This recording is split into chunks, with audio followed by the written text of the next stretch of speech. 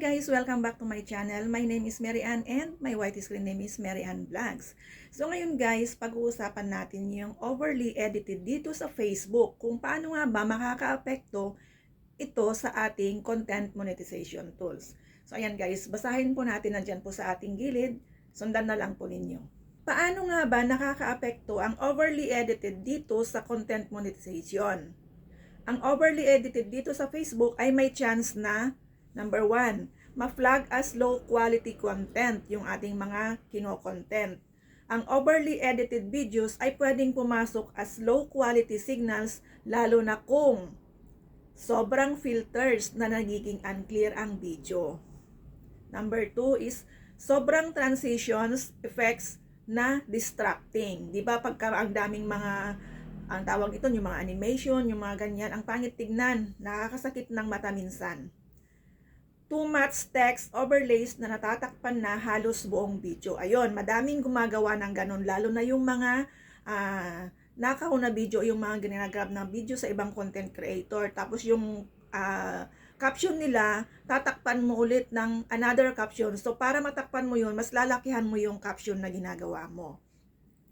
Halatang recycled content o nakaloop lang. Mukhang AI generated na hindi natural ang movement at saka voice. So pansin po natin yun.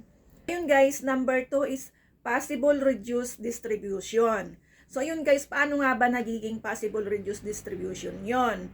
Kapag nagmukhang spammy, confusing or noisy ang editing, mas mababa ang reach. So ayun guys, mas mababa yung reach po natin.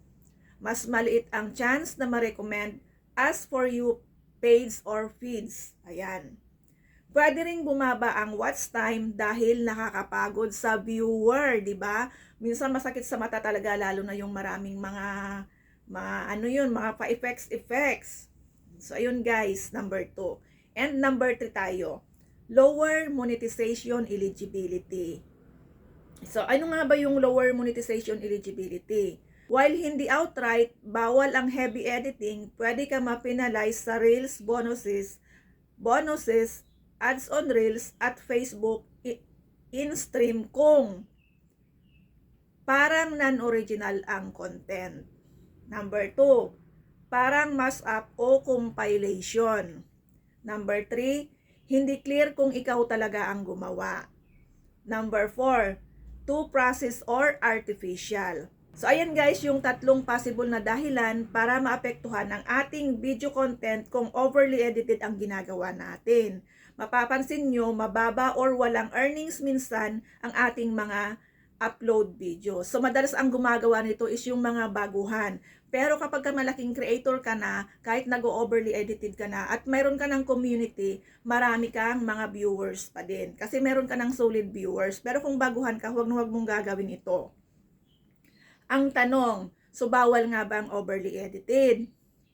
Hindi naman po bawal ang overly edited, pero risky kasi pwedeng makita bilang low quality, low original, engagement bait style.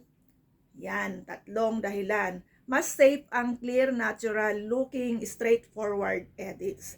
So ayan guys, yung advice ni Facebook para sa pag-i-edit natin ng ating mga videos. Tips para pasado sa monetization at reach. Keep it simple and clean editing.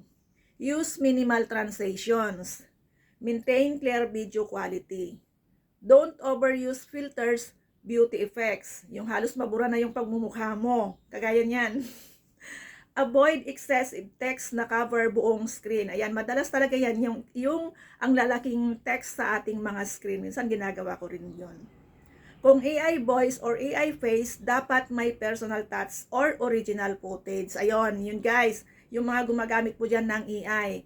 Kahit na may AI face ka, dapat may personal touch or original footage ka. Kaya i-edit mo rin kahit paano, hindi yung kung ano yung binigay sa iyo ng AI, yun na rin yung i-upload mo. May kunting pagbabago naman, ayusin naman natin para kumita yung ating mga ina-upload na videos or mga photos. So ayan guys, sana may natutunan.